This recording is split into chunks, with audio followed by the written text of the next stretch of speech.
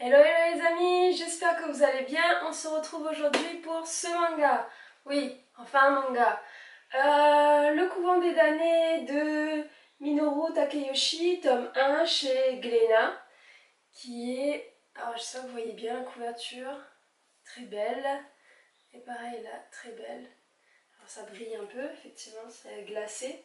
Je vous lis ce qu'il y a derrière et je vous donne mon avis. 16e siècle. Le Saint-Empire romain germanique. Une époque où des sages-femmes innocentes pouvaient être accusées de sorcellerie, laissées seules au monde par une chasse aux sorcières, la petite Ella est enfermée dans un couvent pour enfants de sorcières.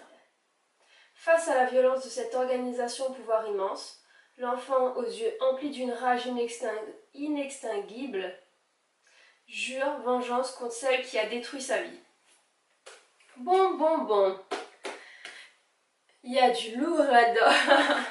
Alors, Ella fait partie d'une famille, il y a une vieille femme qui va dire que cette fille a la rage dans les yeux, et ses parents, qui sont pauvres en fait, n'ont trouvé rien de mieux que de la vendre, moi. Eh oui, elle a la rage dans les yeux, ils sont pauvres, comment gagner de l'argent? On vend Ella.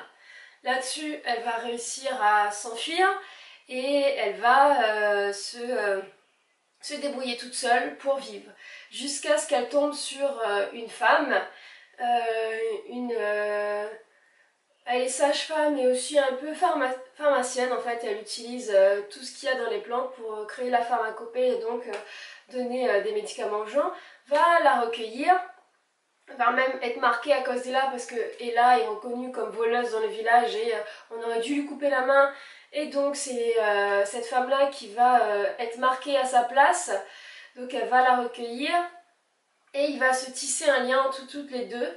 Et Ella va finir par la reconnaître instantanément comme sa maman. Et là, c'est là que les ennuis commencent. C'est-à-dire que Ella est très téméraire, elle a vraiment le feu dans les yeux, quoi. On sent qu'il y a quelque chose qui va se passer pour elle.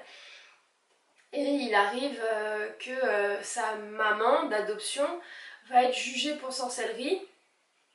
Et je vais pas tout vous raconter. Ella va finir au couvent pour fille de sorcière et on va se rendre compte que ce couvent est un endroit assez malfaisant, assez horrible et que Ella va mener un combat pour se venger de tout ce qui lui est arrivé. Donc, ce manga est, j'en ai pas souvent lu des comme ça, est génial et en même temps très angoissant,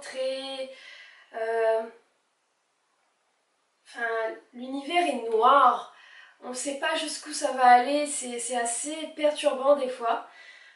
Certains personnages sont monstrueux dans ils sont machiavéliques, ils sont violents, ils font régner une terreur par des actes assez insoutenables parfois.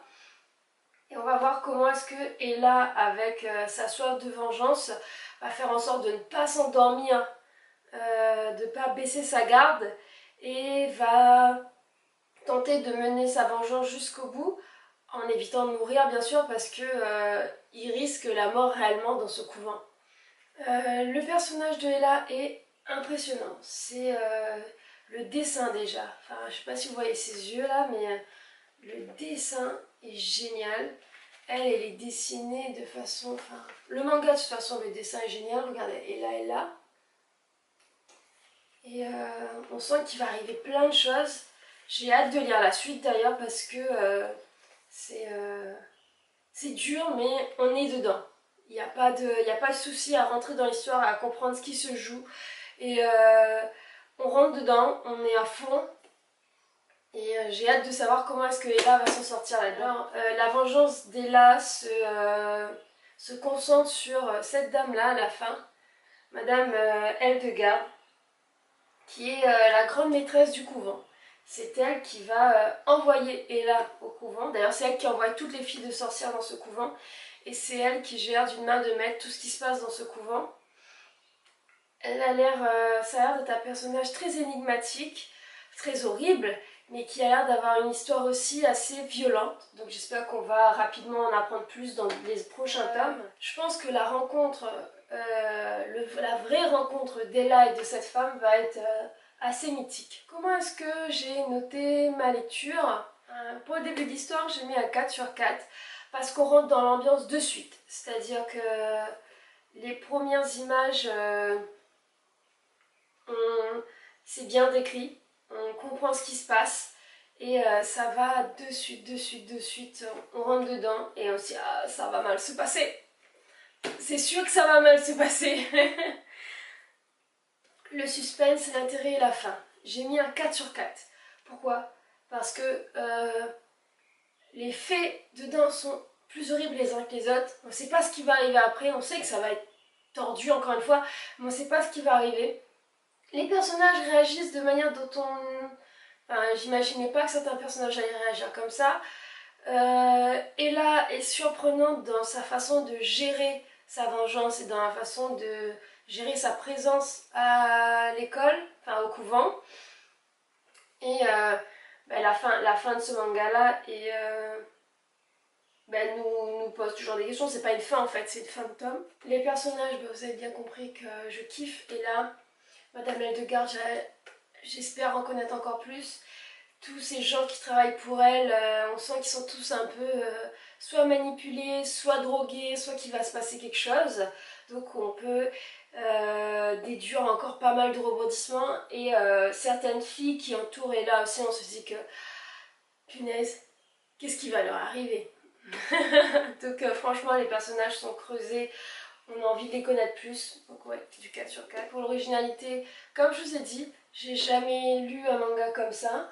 Je trouve que il est dur, il est violent, il est un peu angoissant et en même temps il se lit facilement, on rentre dedans sans problème. On se pose pas la question de est-ce qu'on va le refermer parce que c'est trop dur à suivre. Donc ouais, j'aime beaucoup cette histoire. Et pour l'écriture, j'ai mis 3 sur 4 parce que c'est simple et bien. Après, c'est pas une écriture de folie, c'est un manga aussi. Hein. Il y a suffisamment d'écriture, pas trop par contre. Sur cet excellent début de manga et de série, on a un 19 sur 20. Je crois que c'est la première fois que je mets un 19 sur 20 là, et de cette année. Donc c'est génial, moi j'adore. Et est-ce que vous le connaissez? Est-ce que vous l'avez lu? Est-ce que vous serez tenté de le lire? Et je dis que c'est dark, hein. Vous voyez ça?